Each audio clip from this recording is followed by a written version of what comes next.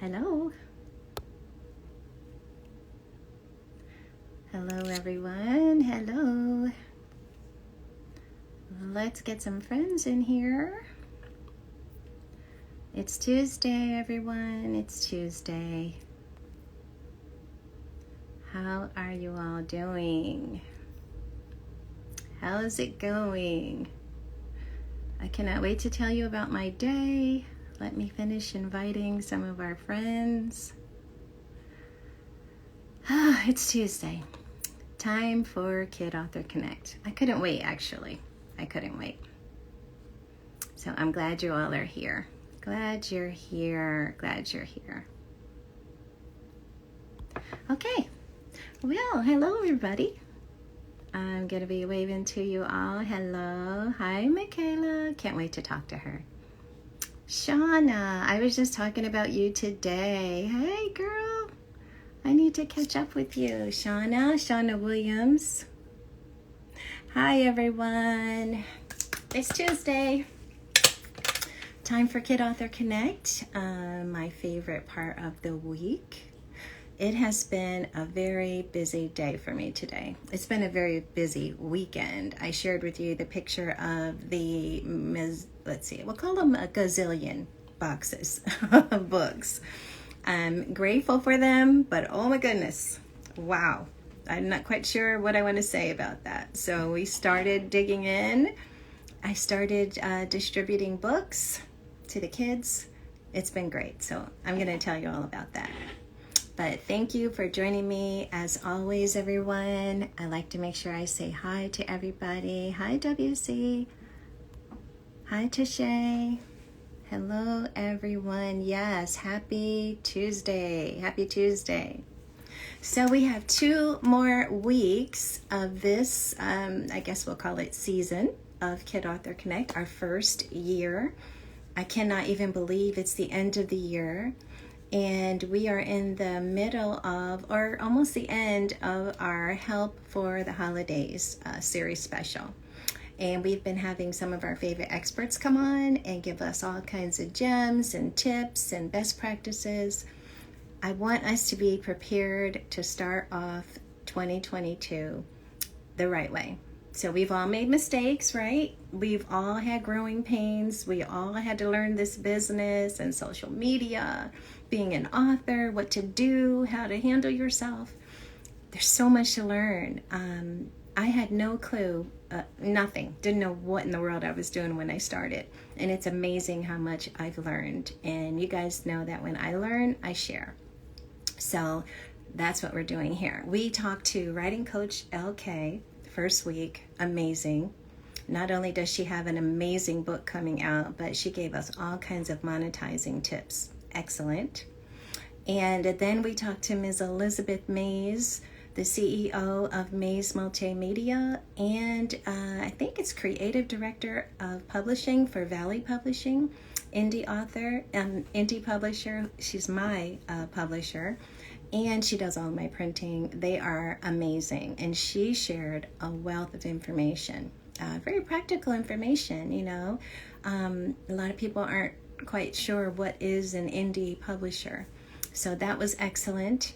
And then last Thursday, special time, we spoke to Mr. Richard Ashby, who is everyone's favorite librarian. He just is. He's like the champion for indie authors. And that was great. He shared a lot about himself and his journey.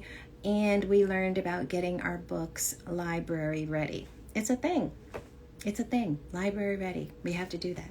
So that was good. So I hope that you guys were able to tune in. And if you weren't, I hope that you were able to go back and take some notes and listen.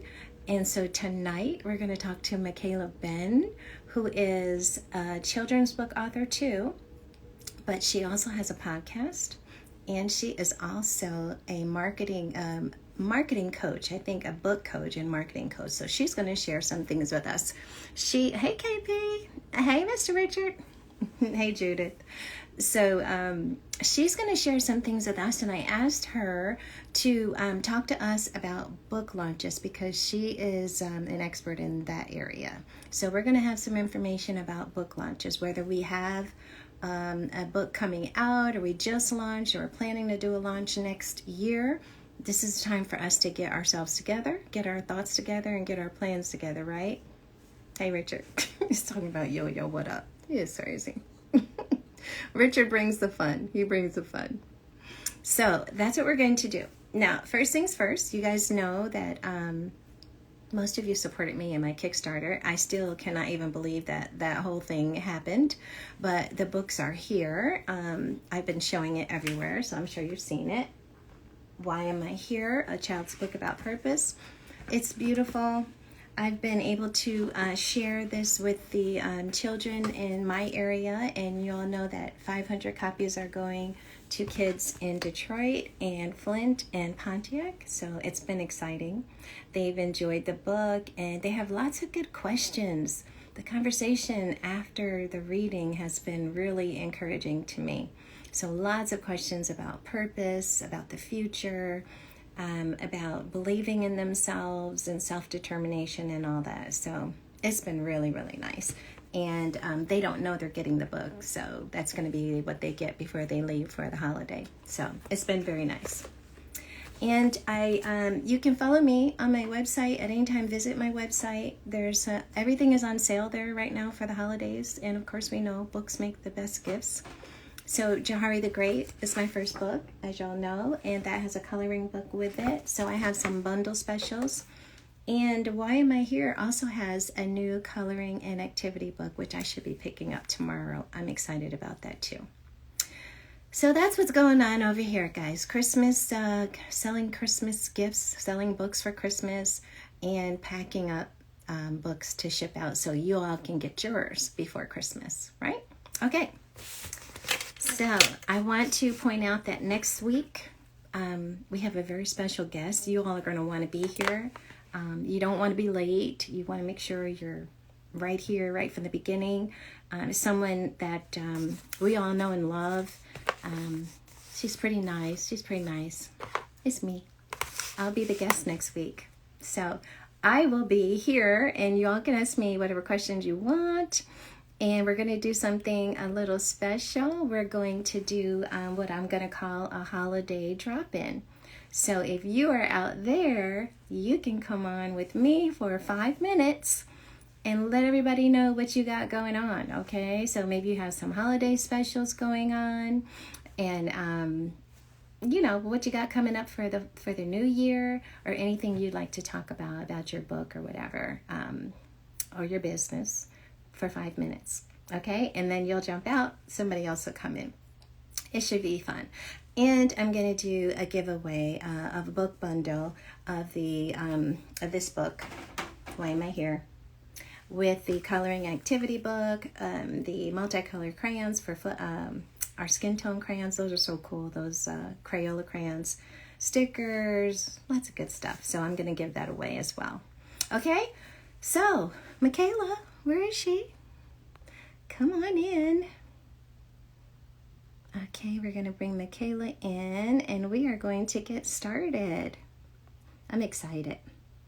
I've always been impressed with her. You know, you just kind of follow them, and you're just so impressed. They just seem like they're doing it. There she is. Hi. Hey, Micaela. How's it going today? I'm good. Can you hear me okay? I can. Can Good. you hear me? See me? I can. Awesome. I can. All right. Thank you for there having we go. me on today. So, how was your day? Oh, yeah, I was excited. I've been wanting you to come on for a while. So this is going to be good. This is a perfect time of year for you to come on.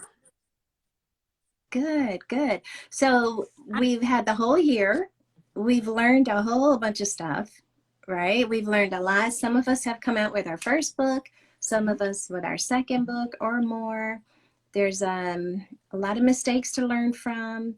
There's a lot of things that we need to know as we go forward. So I thought you could help us with that. But first, introduce yourself to everybody. All right, cool. So hello. I'm Micaela Benn. I am a children's book author. The book that I released this year is titled Little Mr. Fix-It Assists with the To-Do List. It's right here over my shoulder. I am also the host of the Children's Book Marketing Podcast, which is a podcast intended to make marketing easier for children's book authors. Oh my gosh, we need that so bad. Yeah, as badly as everybody in our space needs it, I need to be able to use the voice and these experiences because there is no good reason why I wouldn't share all that I learned over 16 years in corporate marketing. And it's been such an amazing culmination of things that drive me to my passion. So if I had to choose any other medium, I probably would not choose anything other than audio. Wow. Yeah, I'm impressed with podcasters. I'm very impressed. So I have to listen, and I've been meaning to do that. I've been so busy. But I like that medium as well because you can listen while you're doing other things. You can. Yeah. You can get a lot of good information. So how long have you been doing the podcast? The podcast just crossed its 1-year anniversary. The podcast started in October or November of 2020, along with everything else that seemed to be jump-started as a response of some sort to life as we now know it. Yes. And when I started the podcast, it had actually been a long time coming. I wanted to start a podcast years ago, and I had this microphone, but I wasn't sure what I wanted to podcast about. And it wasn't until I shifted into the children's book world that I knew exactly what I wanted to talk about and how to use all of the things that I had experienced in a way that impacted the greatest number of people. And the other reason I thought the podcast was important, Naomi, is because I don't plan on writing dozens and dozens of books. Mm-hmm. I have no desire to rapid publish. So over the duration of time that I release my books, the greater impact that I can have by helping other people put into the world more books that families need to read, more stories of diverse characters. Yes. The better. And so I'm not selfish in the way that says I'm going to hold all this stuff in and just use it for myself. I want more people to know about these things because this is what's taking the attention to a place where it needs to be. Right. And the more you help, the more authors can be successful and get the books into the hands of the children who need them. Exactly. So, I'm all about diversity, and I think that's what drives me as well. This community that we have here on Instagram, the author community, the children's author community, it's a very strong and supportive community. It is. It's competitive in that we're all authors trying to sell our books. But I have found so much satisfaction in supporting my brother and sister authors. Yes. I really have. It makes me feel good to support them because we're all doing this for the same reason, for the children. Right? We are. And even though there are lots of us in this space because we all have a book to sell, we all have a story to share, I don't often feel like we're each other's competition because we don't belong to a category where parents might say, all right, I've bought enough children's books now, I don't need any more. Right. Right. There's enough for everyone, right? Right. There is. And there are different walks of life that some books touch on that other books don't. And so being able to identify who that right reader is for the book is something that I challenge authors to do who listen to the podcast and who participate in my coaching programs, because it's important to me to realize every children's book is not for every reader of children's books. Right. And the book that I wrote, for instance, it's a book that clearly, prominently displays a father and son on the character. Yeah. Main character traits. The cover throughout the book, and there's one mention, maybe two mentions, and one image of the mom. So this is clearly a father-son book. Yeah, and when I heard you read it, that's exactly what I said. I said, that is like the perfect father-son bonding book. Yes. Now, not to say that people who have daughters won't read the book, because diversity is not just limited on the basis of gender and keeping all of the books that boys read only for boys. It's Right. also about crossing over in that regard for the diversity factor, because they also, girls should understand what the relationship dynamic is between fathers and sons. Absolutely. Well, I'm not ever, and I'll go on record saying this, I'm not ever going to market this book to a group of parents who have daughters but no sons, because it's almost like the carryover effect is open to readers of any background. Yes. However, the book was Intended for that group. So that's where the marketing efforts will go. That's where the communications go. That's where the organizations that I partner with have strong ties in the communities that they belong to strengthening the relationships between fathers and sons. Fathers and sons. So that's good marketing. You have to know who your target audience is, right? You do. Yeah. Right, you do. I learned that along the way. And my first book was targeted for boys, for African American boys in particular. So that's good.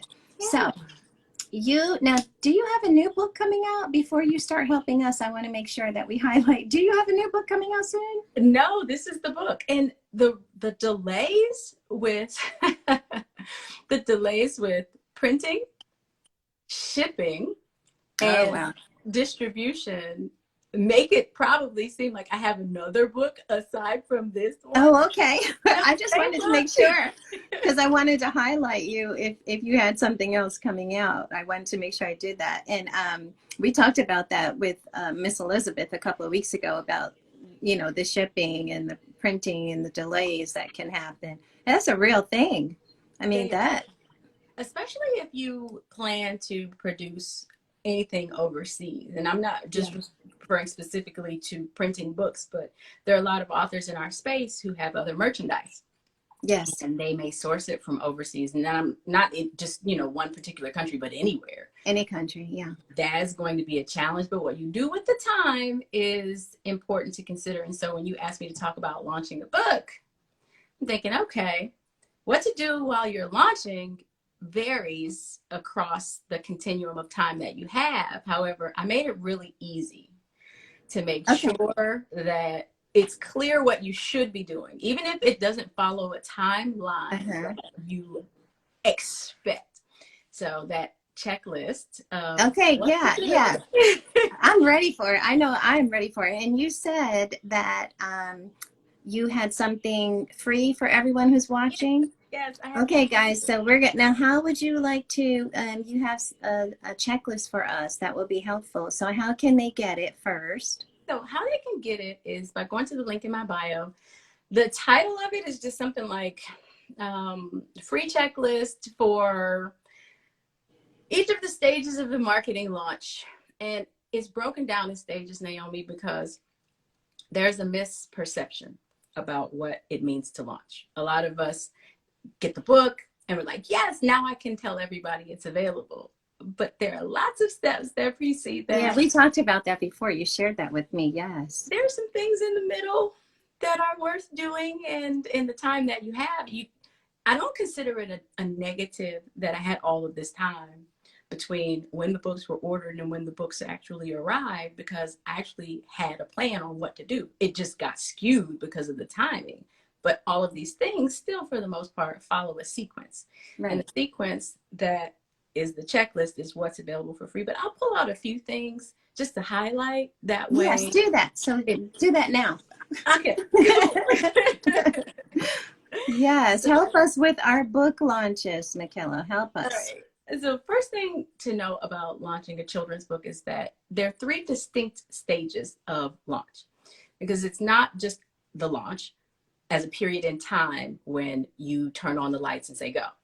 I refer to it more of like lights, camera, action. You have things that you would do at the earliest onset of making the distinction that you are going to release a children's book. And then you've got the time that is involved with putting in place everything related to the self-publishing process. Okay. That's pre-marketing. That's before you have something to sell, before you have anything tangible. That's taking people along on the journey with you. That's making sure everything related to securing your manuscript and perfecting it, improving your illustrations, that ongoing revision, everything related to bringing to life an actual book is happening during pre-marketing. But what you're doing during pre-marketing is telling people what's going on behind the scenes with you. And as you're sharing this, you're able to attract people who are interested in the story that you're writing, who want to support you, and you don't have anything physical for them to help by giving in Mm-hmm. the monetary sense. So, what are you expecting? You're expecting the eyes on what's happening in your world. And this is also critical for a lot of people because there may be a pivot from something you were doing before that has nothing to do with writing children's books to suddenly Yeah. becoming a children's book author. And Yeah. it takes some explanation. And people who are friends and family and people who will become acquainted with you as a result of this new journey are owed to an extent an understanding for why they should buy into what you're putting out into the world. Yeah. So that's what's happening during pre-marketing. Then you've got pre-sale, when you've gone through most of the stages in the self-publishing process and you have identified places that you feel your book would be a good fit. Okay. That might be for some people third-party distributors online. That might be bookstores. That might be figuring out how you're going to corral a website or an online presence of your own that you can take people to when it's time for them to purchase your book. And the messaging that goes along with each of these various distribution channels is unique because they are not selling your book in the same ways. Okay. So there is some message strategy that lives in the space of pre-selling the book. And when you're pre-selling, you have come through self-publishing enough to have some indicators. Now here's where it gets tricky. It gets tricky when you have a producer or a printer overseas and you have to call an audible because the timing that they gave you shifts. If that happens, you still got a checklist that I'm giving to you for free to figure out what else you should be doing during that time. And so Yeah. you have to take a little bit more of a pace that you weren't expecting. You at least know how to pre-sale and what you should be doing to pre-sale so that the greatest number of people have visibility to your book even before it comes out. So that way, once those books finally arrive, the way that they did with you, you've got a ton of boxes, just like how Yeah. it happened with me. A ton of boxes. Altogether, there were 22 boxes. 22 or That's what 20. I had delivered on Friday. That was a part 22. 22. So it was 20 seconds. 22 or it was 28. And when all of those books get delivered, it's nice to have some of them already spoken for. Yeah. Yeah, Oh, that's a must. That's a must. They have to be. So let me back up and ask you, just because I want to make sure I'm clear. And let me see if anybody's asking any questions too. sure. So it goes first pre-launch, right? Pre-marketing. Pre-marketing, and then from pre-marketing it goes to pre-sale. Yes. Okay. All You got right. All right. All right. So if you are ordering your books from overseas, which is most likely in a delay, mm-hmm. usually, well, there can be a delay even in the United States, but True. it can happen overseas. So if that you set your time, let's say you set your time for 6 weeks for pre-sale. Mm-hmm. Now you have to stretch it out because you're waiting, right? You're waiting, and you have to make this waiting an active waiting if you're carrying your audience along with you, right? Yeah. Oh, yeah. So So yeah, that can be there's a lot challenging. of management of the messaging that Yeah. goes along with this. I'll give you an example because that's exactly what happened to me. Okay. So Little Mr. Fix-It Assist with the To-Do List was ordered in April, I think, and did not arrive in June during Father's Day as it was supposed to. The book didn't arrive until mid-August, mid to late August. Okay. So when this shipment arrives, I have now at that point amassed orders from the Kickstarter campaign that I ran December of 2020, going through the period that was supposed to be the actual pre-sale when it became clear that the launch would not take place when I planned. So Yeah. I stretched out pre-sale from May of 2021 through October of Oh, 20. wow. Okay. And it had to be October because we all got COVID, unfortunately, the Oh, wow. week that the books arrived. Okay. I remember talking to you right after that. Like, so this is the delay that I brought to the mix. And that being the final delay, I had a pre-sale period of, was it May?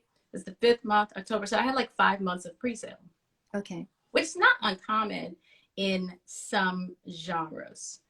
It's So not, what would you say the period is for children's book? What's a good pre-sale period? honestly, it's whatever you feel comfortable with.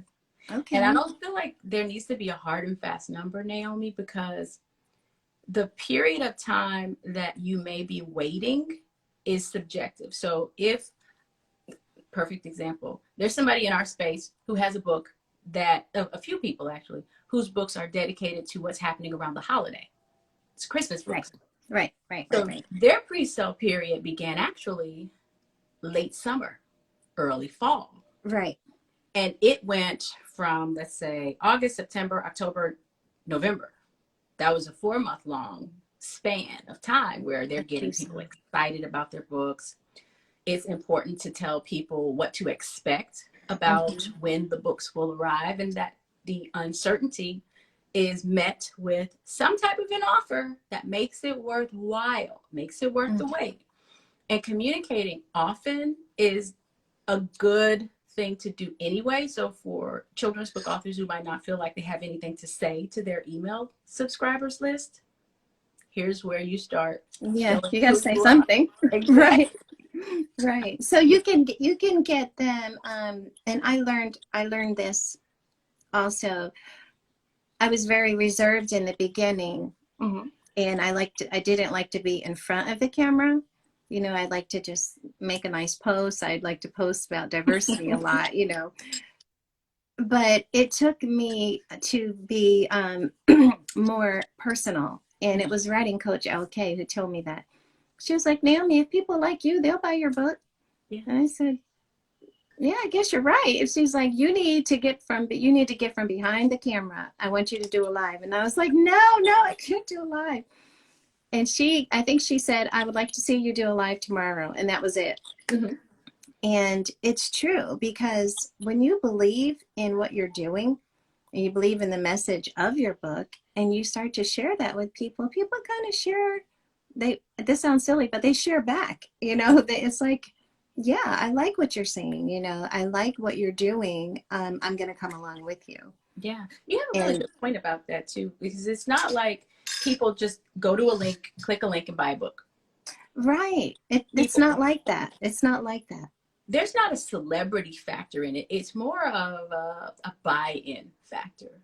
Yeah. Where if you're going to take the time to show me who you really are, and you're going to pour into the world something meaningful that has value, that has purpose, people generally want to get behind that. Yes. And so once you've given the person who's interested in children's books a glance and consistently deliver more of the parts of yourself that humanize and make you relatable to them, Absolutely, the Micaela. content becomes a little bit easier. Now, because I teach people how to figure out what the right things are to say, I can share that the context of content that is shared during pre-marketing is very different than what happens during pre-sale. Pre-sale. Yeah. I could see that. I could see that. I could see that. Okay. I want to make sure I'm getting this right because I'm going to repeat this. So, okay. Pre-marketing to pre-sale. And what's next? Mm-hmm. Pre-marketing, Then pre-sale. there's launch. Then there's launch. This Okay. is the real launch. So it's 3. Yeah. So if you go from pre-marketing, which is kind of like you turn the lights on, you let everybody know something's happening. And then you got lights and you got camera. And you're just like, okay, something's coming soon. Watch for it. Wait for it. Then you have action. Okay. Launch. Lights, camera, action. I like that. I like that. I like that, Micaela. I think easy to relate to it because we're familiar with that. And it's also helpful to have something that we can tangibly see happening. And because we're all in the same space, we see other authors doing some version of this. We've seen people who go straight from lights to action. Mm-hmm. And there are some things missing in the middle that might get more favor to the author if they introduce them. But sometimes they come later because an author might not have known that those things Right. were significant. Right. Thus the checklist.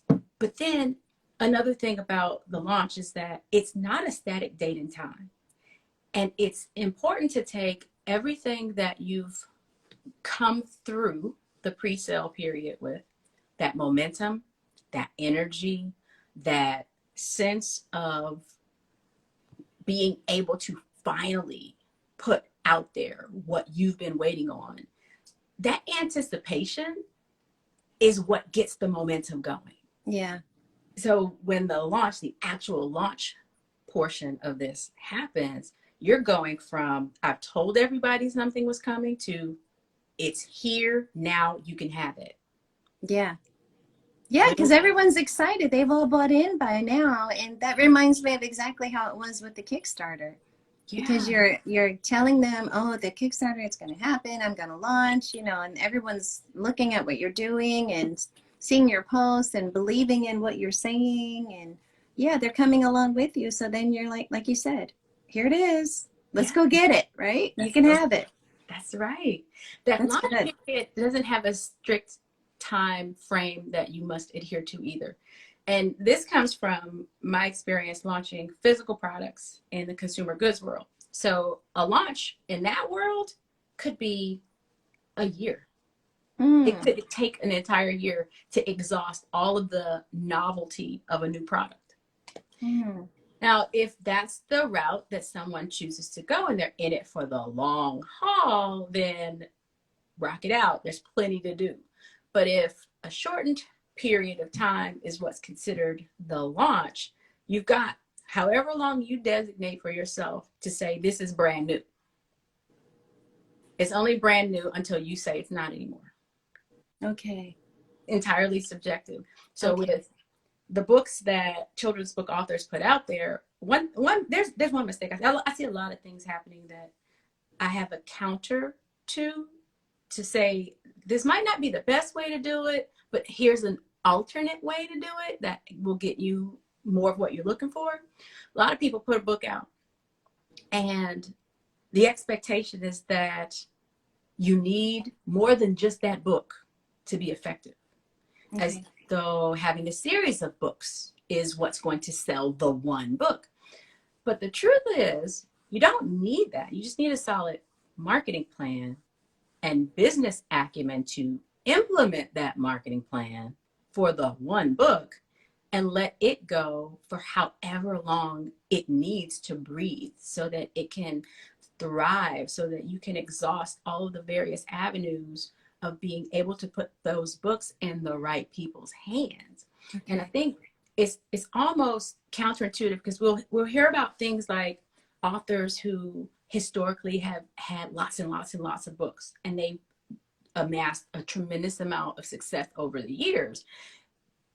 And because we are here today, we see all of the books that are available. We assume that they released them all at the same time. Hmm. They built those catalogs, some of them over decades. Yeah. So it's not necessary to speed through a launch, to hurry up and get to the next book. Mm-hmm. And it also makes a difference with the launch if you have a variety of angles to take with your themes, to dig deep enough into each of them to thoroughly explore all of the potential. So if you take a book like, you can take a book like Little Mr. Fix-It Assist with the to-do list. There's a strong component of father-son, of course, but then there's also the component of writing. And the literacy portion of this story comes alive because there's a line of stationery that accompanies the books, because the main character is tracking on his to-do list what each of the items are that he and his dad need to do throughout the day. Right. So on the one hand, you can say, all right, you've got this father and son spending time together. But then on the next, you've got the importance and the significance of writing. Well, in the generation that I come from, writing is something that was taught. But in the Right. generation that exists today, not so much. It's not so So much. the theme of spending more time there lives more with educators and more with, in my case, homeschool parents like me who are teaching their children things that we feel strongly our children need to be prepared for in the world. Well, then you've got a different component to the story where you say, all right, you've got the father side piece of this, you've got the writing piece of this, there's an order piece of this, there's an orderliness, there's a sense of responsibility to teach here as well, because you've got somebody who's taking pride in home. The book is showing a father and son doing things around the house. So what does that mean? That means they care about where they are. That means what they have, they cherish. And if you cherish something, you take good care of it. How does that relate to children? That relates to children taking care of their toys. That relates to children taking care of their rooms. That relates to children being responsible for the things that are entrusted to them. And that gives them a sense of responsibility at an early age. There's 3 different main themes of the book. I could go on for however long I want with either of those and go with any of those. Yeah. So I don't really need to launch another book right away because the depth that exists there, and it exists in almost all of our stories. It's just up to people like me who pull it out of you to see what you wrote. Yeah. Yeah. Somebody asked a good question too. Books by Deirdre says she's always wondered how long she should say new children's book. So what do you say to that? You can say it anywhere between 6 months and a year. Oh, okay. You can say it anywhere between 6 months and a year. And new is also relative because you may choose to introduce other supporting materials, whether that's merchandise, right, or workshops, or additional support resources that help to elevate any of the things that you've written about in the book. And so to somebody who's just learning about Little Mr. Fix-It assists with the to-do list in, let's say, February of 2023, it's brand new to them. But there's an ecosystem that lives around it. So new is constantly adding in the way that you might see a traditional product that any of us have seen as a consumer and gained an appreciation for. It sometimes experiences innovations, things that upgrade it, things that modify it, things that add onto it and make it even better. So by 2023 in February, for the person who sees the book for the first time, there will be additional support materials that don't exist today. And all of what they'll see, oh my goodness, this new book that I found. But by that time, the book will be almost 3 years old. Yeah. That's good though. That's really good. I got another. So after we get from, we did our pre-marketing, we did our pre-sale, we do our launch. We do launch. Is that it? Or what would you call the stage after that? Is that just all the marketing and promotion? I'm so glad you asked that. I'm so glad you asked that, because the launch promotions and all of the novelty that exists around finally being able to release the book are unique. They're not the same as what you did during the pre-sale. Right. Because you have the physical, tangible good. You can bundle that in promotions. You can do giveaways. You can do contests. You can do a variety of different fun promotional aspects, partnering with other people, developing all of the cadence that exists for what you're going to do lives in the space of pre-sale. But if you have already launched a book and you're like, well, I've got this book already and it lives and it exists and I'm not doing anything with it, here's where you get to formulate what your promotional strategy looks like.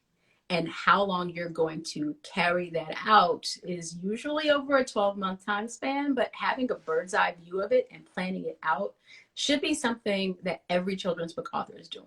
And the reason why it's so important is because it avoids you having to have the I don't know if there's a good name for it, but I'm going to say the turkey neck effect.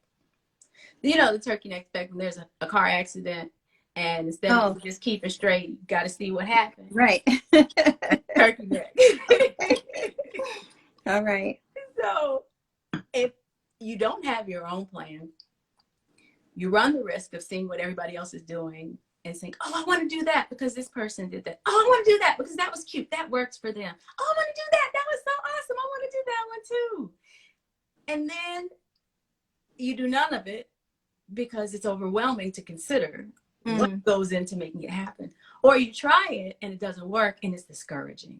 Yeah. Because it got put together at the last minute. And people tease me about the Yeah. podcast because I always say things like, you don't want to just slap something together. I need to put that on a mug or something. Don't just slap it together at the last minute and feel like it's the best thing for you, when in fact it could cost you a lot more to do it at the last minute without having the resources in place to be certain that it will be effective. It's not easy to track when you do it at the last minute and you don't know exactly what you're looking for because you haven't set the right intention that says what you should be looking for from the promotion to begin with. So there's that. And then when you have a plan, it makes it a lot easier to navigate from one week to the next. So here it is. We're in my launch period. Post-launch comes after launch. You asked that question. I'll get back to that one in a second. When you're in the launch period, things might happen that you don't anticipate. How do you get around it? How do you respond to it? And sometimes you're prepared. And most of the time, if it's at the last minute, it wasn't something that you anticipated, it's not something that you were prepared for at all. You don't know what to do. You have to scramble around it. Well, if you have some framework, you don't have to scramble around it. You can more readily respond as opposed to react. When we react, we spend too much money, we waste too much time. So there's that. Yeah, I get that. So planning is everything. So, all right. So I'm going back to make sure everybody's clear. We have pre-marketing, pre-sale, launch, post-launch. Is there another period or is that it? Nope. From post-launch is everything that you do to sustain the momentum that you reached when you were in the launch period. So this is where it's sometimes challenging for children's book authors to keep that momentum because there's a burnout. The burnout is, well, what do I do next? Right. Part of what you do is take the things that worked well during the launch phase, replicate them, or improve upon them. And as we grow in this space of sharing and helping each other and just learning our way around the children's book genre, you learn about things that might be a good fit for you. So herein lies a little bit of openness to trying new things. And when we try those new things, it's essential to keep the excitement in front of our readers, whether we have the burnout or not. And sometimes that involves bringing on somebody who can help you extend what you've already started, whether that's a VA who's going to continue to execute on your behalf because you have other responsibilities now that you've been established a little bit, whether that's a coach to help you figure out how to put the systems in place to take your business from where it was and headed in a positive way, but to the next level. There's also importance of knowing what you want out of it because there's a different exit strategy for all of us. You might decide, Naomi, that you want Johari to be a Netflix series. You might decide that. And so figuring out how to shift your resources and your focus away from Naomi, the author, who might write several more books. Not saying that you shouldn't keep writing books, but that energy might have to go into, how do I make this into a short on Netflix? Yeah. Who do I need to partner with? How can I get in front of the right people to take this story beyond anything that I created it and elevate it so that not only do the readers who love the story have a better experience with it, but an even larger audience have a great experience with it as well. With it, yeah. So there's an end goal in mind. Like, where are you going with this book? Yeah. There really should be. Now, and I say there should be, but I'll add a disclaimer that everybody is not interested in that. And that's okay. Yeah.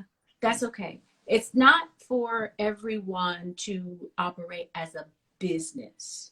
Some people who have made the distinction that they want to just put a book out there, they've had some story in their mind and in their heart, and they want other little ones to read about it.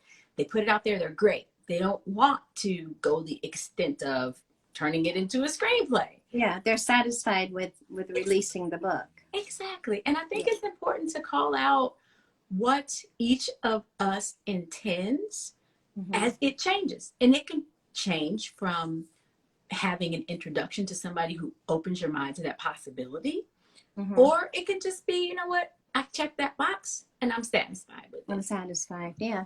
And that's cool because we're all different. We all have different motivations. Exactly. You know, so I like that. So I want to ask you, first of all, let me remind everybody that you said that if they go to your profile, they can click that link and download the free checklist. Yes. Right?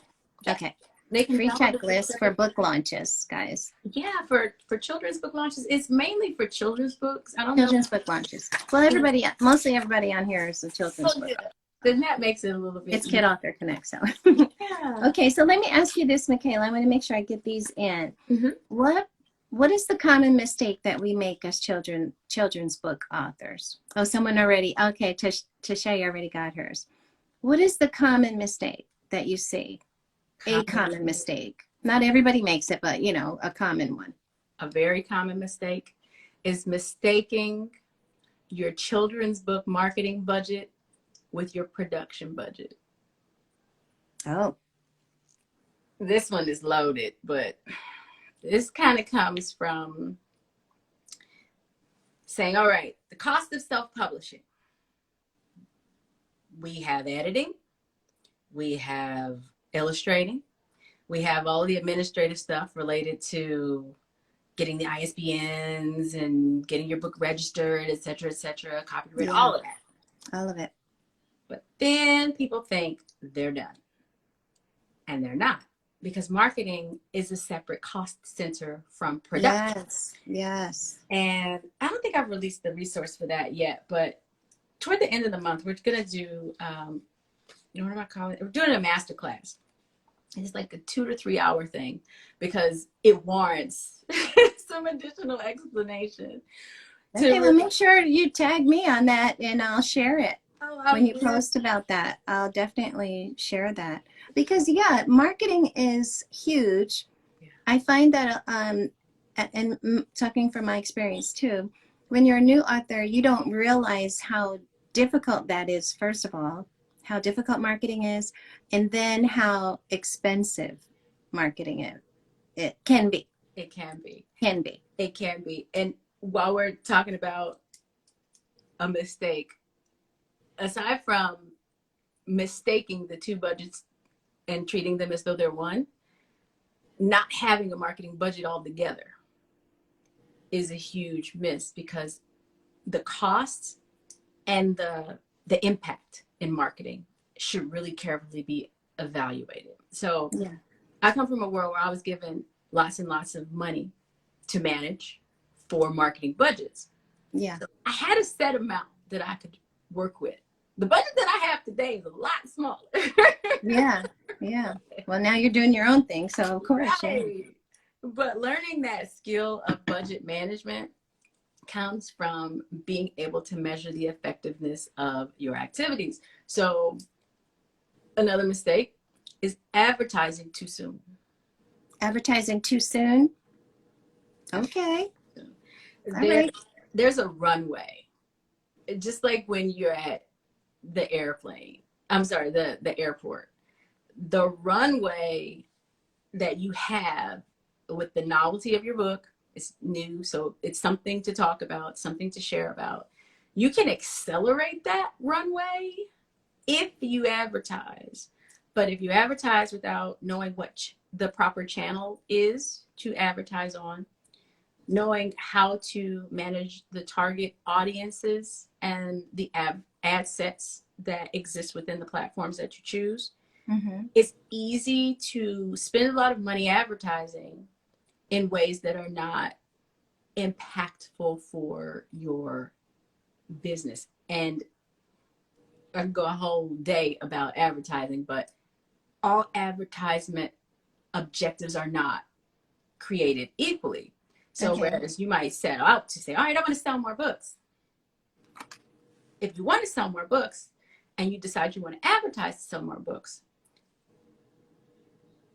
there's a whole space between the person who sees that advertisement and them making the actual decision. So in that space, you gain awareness. They get visibility to your book. You become someone that they have now taken an interest in. So they're going to check you out. You become someone who's presented them with an option among several others that they may have to choose from. But it might not end up in a sale. So if you plan to go from here to here and you don't, you get all this extra in the middle, a lot of people feel like, well, my ad didn't work. Well, if you have more people who know about you now than they did before you ran the ad actually didn't underperform. It just didn't perform in the way that you set out for it to perform. Okay. And so when I say people sometimes advertise too quickly, Yeah. it's because they don't realize what they can get as a result of advertising and aim for things that are not necessarily within reason for where they are in their business just yet. So more research is needed, it sounds like. More Okay. research is helpful, but another thing is knowing at what point you should be making that type of an investment. Yeah. Okay. Yeah. That's good. That's good. That's good. All right. So let me ask you this. What plans, or just tell us one plan we should be making for the new year? What's something that we should be doing as far as a plan for the new year as children's book authors? Well, if there isn't already a plan in place to have a marketing budget, marketing plan, some of the foundational aspects of systematizing what you do, definitely do that. I'll have something for that, of course, at the first part of next year because it's needed. Yeah. But going outside of the belief, and this might be received in a way that seems somewhat hypocritical, but it's really not intended to be. Going outside the belief that your follower count is what's going to be worth growing so that you can sell more books. It's more about how many people you can impact, how many people you can connect with.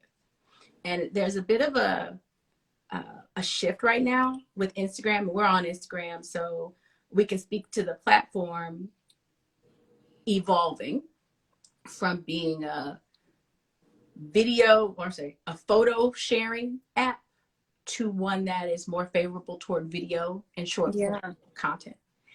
And as we think about what is going to happen, when I talk about content, I'm always talking about what to say, what to share, what to put out into the world. Okay. But the benefit is to use the social media platforms that we all connect on, we all collaborate and convene on to gain greater visibility that ultimately results in more sales. So if there's not already a plan to do so, spend some time getting really comfortable with video.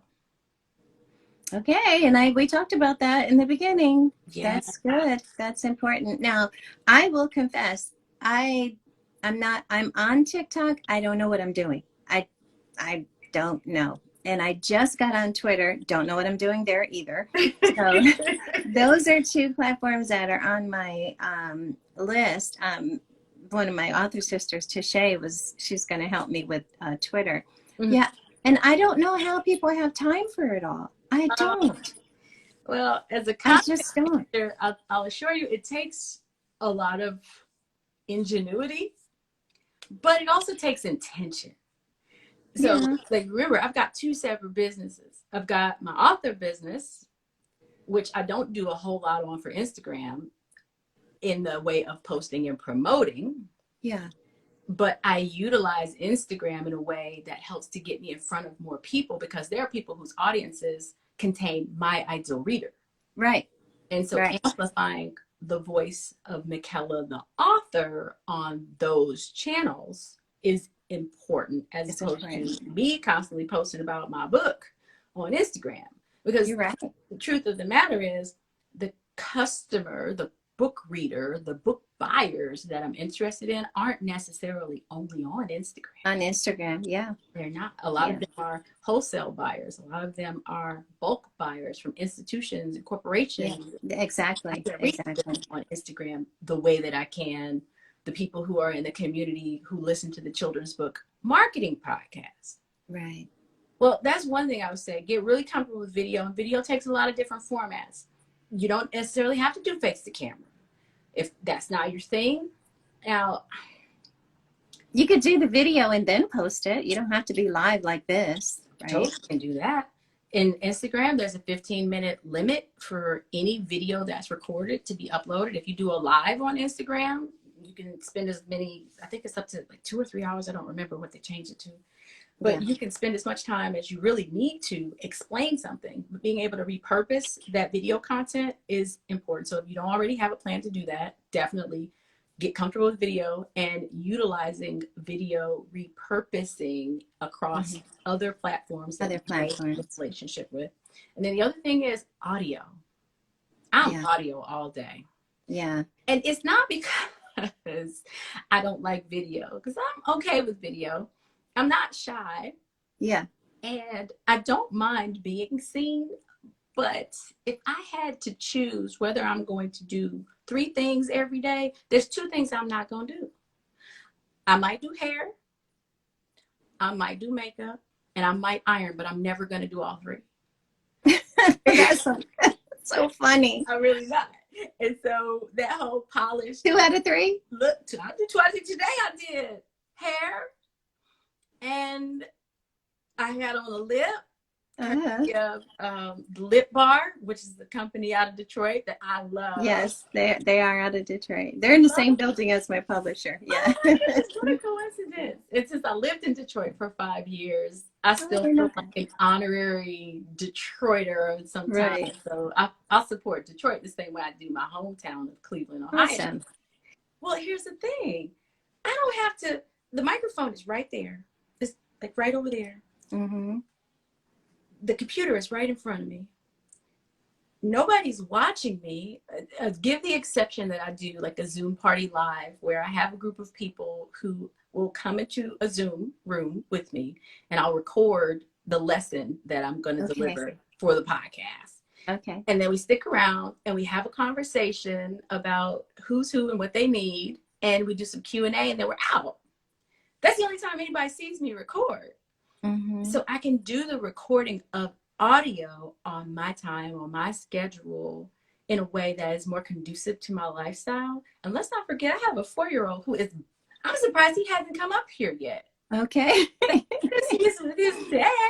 And that's a lot. They must be doing fun stuff because he has not come bursting in the door. He usually does. That's great. Yeah, well, you have to tell us how to access your podcast. Yeah, so I want to make sure everybody has that before we close. Yeah, Children's Book Podcast is available on Apple Podcast. Okay. It also streams on Google and it also streams on Spotify. Okay, that's awesome. And it's called Children's Marketing Podcast. Close. It's called the Children's Book Marketing Book. Yeah. That's important. It's also on Amazon Music, which is probably the only thing that I'm going to have on Amazon. But it's more because it's free on all of those platforms. There's no sales mechanism in place. And since I don't sell my books on Amazon, I don't sell ebooks on Amazon, I don't sell audiobooks on Amazon. Oh, that's interesting. Okay. It's not one of the platforms that I spend a whole lot of time other than when I'm buying something that needs to be delivered on Prime. Okay. All right. That's a whole nother interview that we could have, because I have some strong feelings about Amazon as well. But yeah, we should do that. Yeah. So there's some good comments here. I wanted to make sure I didn't miss anybody's question, but I definitely want to make sure we can find your podcast. Yeah, there's also a link in my bio, Naomi, for the podcast that'll take people directly there. The podcast has an audio version and also a YouTube channel, and the YouTube channel is being migrated so that more of the things that I record live can go up Can there. go there. But also, I Good. recently completed a brand, or I should say, a rebranding. And so the company's gone from Brand Story Boulevard to very simply titled the Children's Book Marketing Company. That makes sense. It's like, I love it. I love that. Well, we'll have to tune into that podcast, guys, and get some more of these awesome tips. You're a wealth of information, Micaela. Thank you. Thank you. Before we go, though, can we see your book, please? Absolutely. This is Little Mr. Fix-It assists with the to-do list. I love the illustration. The cover features Josiah and his dad, Mr. Jefferson. Nice. And they are in the workshop at their home. And what they're doing together is fixing Josiah's tricycle. This book is available for sale on my website, which is littlemrfixit.com. That's easy. Yeah. Okay. And also, if anybody who is listening, tuning in, is in the Chicagoland area, it's at the Hawthorne Mall pop-up shop right now during the holiday season. Oh, nice. Yeah, it's fun during the holiday season to do the different vendor events. That's a lot of fun. I've heard that. I'm still thinking, too, that a lot of these events, and you have to forgive me for aiming like really, really high. The ones that I really want to go to are the national events.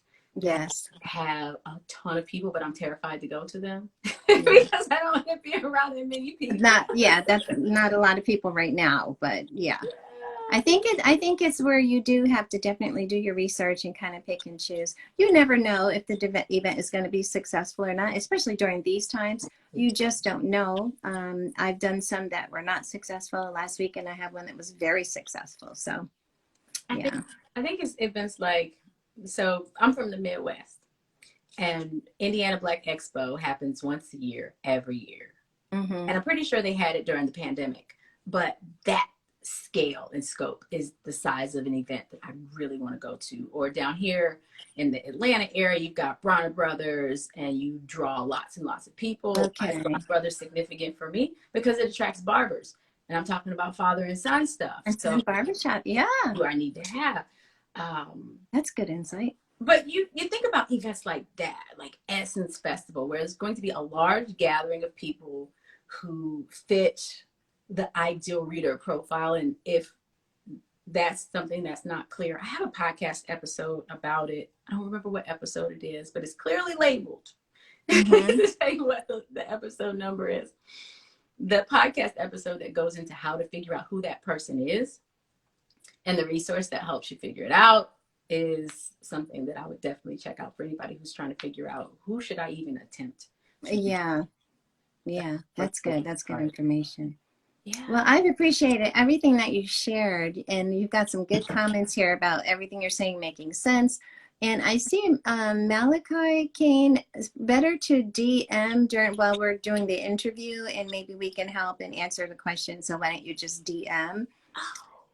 Because there's a lot of questions here. I'm not quite sure, but yeah, just you can DM, and maybe we can provide some help if you want to write a book. Yes, please. So yes, I'm sure Micaela can help you with that. Micaela, I keep saying Micaela. You got it. You got it. And Rashida, you're just getting on TikTok too. Well, I don't feel so bad then. So TikTok is oh my goodness, I have so much fun on TikTok. You're good with it. You do. You have fun. You're lighthearted. I like watching you and other people, but I just haven't gotten there yet. And honestly, I'm just so busy. I just can't find the time right now. So these are some goals, future goals going into the next year. I do understand that. Can I help you with that one? Yes. You don't have to be everywhere. Yeah. You just have to be where your core reader base hangs out. Yeah. And something that I learned as a result of testing was that the audience dynamic on TikTok is stronger for some aspects of the themes in my book than it is for me on Instagram. On Instagram, yeah. And it was only after testing it out to see how it was going to respond that I had to draw a line in the sand. And it was after I did like a 30-day Reels challenge. I did a reel a day for 30 days. Wow. And then I did some things on TikTok at the same time, and I saw the responsiveness.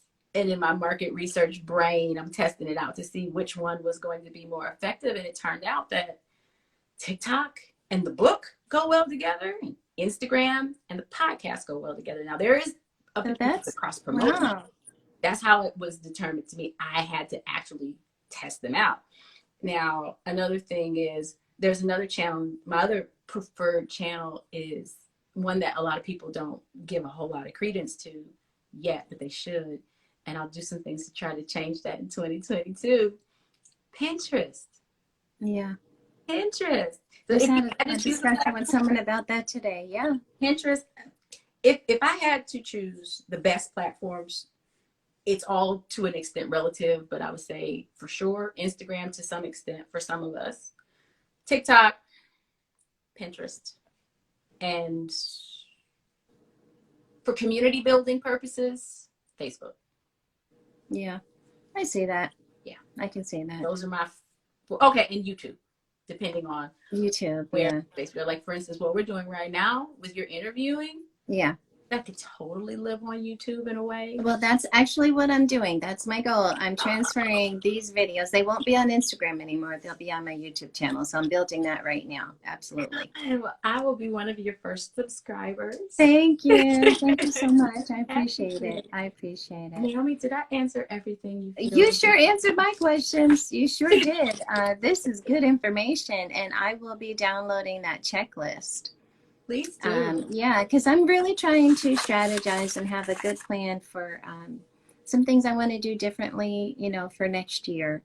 So, and I'm sure everybody else is probably in that mode too. Like, you know, what things worked for me this year, what didn't, you know, how can I move forward? So I thought having people like you to share from your expertise would be helpful. And it was. I'm glad it was. The masterclass that'll be on the 20th of this month is going to be loaded. So and you'll share that information, and please tag me and I'll share it too. I will. Yeah. What I don't want is for people to go into 2022 unsure of what they need to do. Exactly. That's exactly why I wanted to do this. That's good. why. So that was perfect to close it out. And next year we're just going to have next week rather, we'll just have a little fun and get ourselves together and get ready for January. Awesome. Well, I will be back next week during, what did you call it, Naomi? I think a holiday drop-in. Holiday drop-in. Yeah, so I can't get everybody in there, but we should be able to get you know, pop in and out for a few minutes and let everybody, you know, give a little promotion. Yeah. That'll be fun. Yeah. Cool. So thank you, Micaela. Thank you so much. Oh, you're welcome. I really appreciate everything that you shared. Yeah, you got some good comments here. Yeah, very, very good. Everyone's saying thank you. Great interview. Thank you. Yeah, strategize for 2022. Absolutely. But yeah, strategy is what I do. And I'm so grateful for everybody who happened to be here tonight, who, if you heard anything that was helpful, anything that you want to know more about, DM me. I'm happy to share or expand on any of those. And follow Micaela also. Follow. It's on the post. It'll be on the post with this. I'll put your website also. Thank you. And yeah. Yeah. Okay. The new website is childrensbookmarketing.co. .co, not .com. Okay. Childrensbookmarketing.co. Okay. Kind of broke my heart when I couldn't get the .com, but it went with the podcast. So the branding has to be in alignment. Who would I be if I didn't make that happen? The branding. Right. And I'll put that information about the podcast in the post too. So we can join you on that as well. Cool. Okay. Thanks so much. Thank you so much. Yes, this was great. Yes, I appreciate you spending this Tuesday evening with us, and hopefully everyone will take advantage of your offer. Go to her profile and click to get the free download for the checklist, right? Checklist for book launches. And then we will make sure that that we share the information for your masterclass too. Awesome. Okay. Sounds like a plan. All right. I'll see you around. Thank you. Thank you. All right, everybody. Thanks for joining. That was really good with Micaela. She just gave us a lot of information. So DM her If you have any questions, make sure you follow her. We're going to be joining her on her podcast, and then there's going to be a masterclass coming up. So I will put all of that into the post, okay? So I'll see you guys later. Thanks for joining, and see you next week. Bye. All right. Bye-bye.